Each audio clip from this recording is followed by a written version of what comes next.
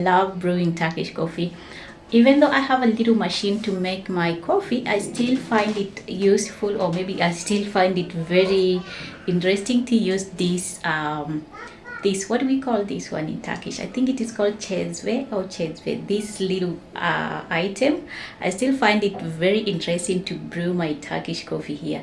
So today I want to show you how I normally make my Turkish coffee, like me, not like a Turkish person, okay? So that you can read, and also I'm gonna be diving in the pros and the cons of drinking Turkish coffee. So let's start.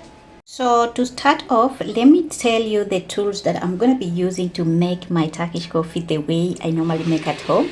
Normally Turkish coffee has a lot of items, and the main ones that we're gonna be using in my house right now, I have this one. I'm gonna use this one. This is chezve in Turkish. I'm not sure, but that is the name. We're gonna be needing a glass of water. I'm gonna fill this one, cold water. Also gonna be needing some Turkish coffee. This is Turk kahvesi, kuru, like natural kuru kahve. Okay, so I'm gonna put here, this is another brand, but I'm just going to put my Turkish coffee here.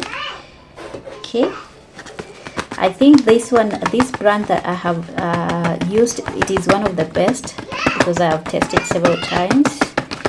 Not every Turkish coffee, or not every coffee is good. There are some which are not good, but for me, I have tested these ones. I'll try to find some of the best brands so that you can try. Okay, now we have a lot of spoon that you can use. Some people prefer to use this one, this teaspoon. Some other people prefer to use this one. Okay, for me, I'm doing it as me. I'm gonna be using the larger one. I don't know why, but I just feel like this one is the best. So what we need, I'm gonna take one. I normally take one teaspoon, and then I add in my chezve, or this item. But for me, I'll also make them two. Okay, just like this, because there's no way I'm drinking a Turkish coffee that is not like the way I want. So I prefer to add two. You don't need to. You can just use 1 teaspoon, and that is enough if you don't love the strong one.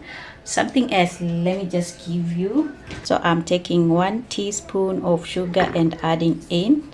Okay, if you don't want sugar, you can leave it out, but it's gonna not be so sweet. So what I normally do, I use this water to actually just put here.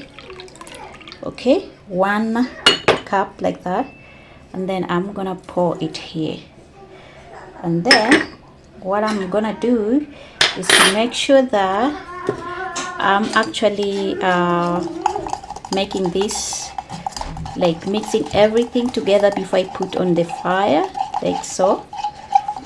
Just make sure that it is well blended, the sugar and the coffee, before I add, or before I put on the fire, because on the fire I won't mix it. Okay, like that.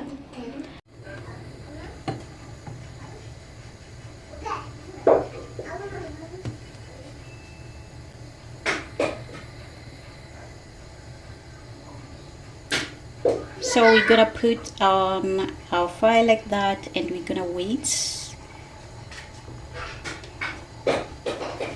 Okay, it is brewing, like you can see when it starts making the foam. Let it boil. Okay, it's done. So as you can see, this foam, it is very important in our Turkish coffee because we need it. So we have our water here, as you can see, and something is missing on this small plate. So what I want to do is to add some desserts, or Turkish desserts, the one that I'm using right now. This is konya sarması. Okay, so I'm gonna take one. This is how it looks like. Inside it has some chocolates inside, so that's what I'm gonna be eating today. Yeah, so there we have our Turkish coffee. It's super sweet. I just wanted to show you guys so that you can see. This is it. And also there is a reason why Turks normally serve coffee with water. One of it is that initially or traditionally it symbolizes, or it has its meaning, like if you I don't know which one is which, but if you start drinking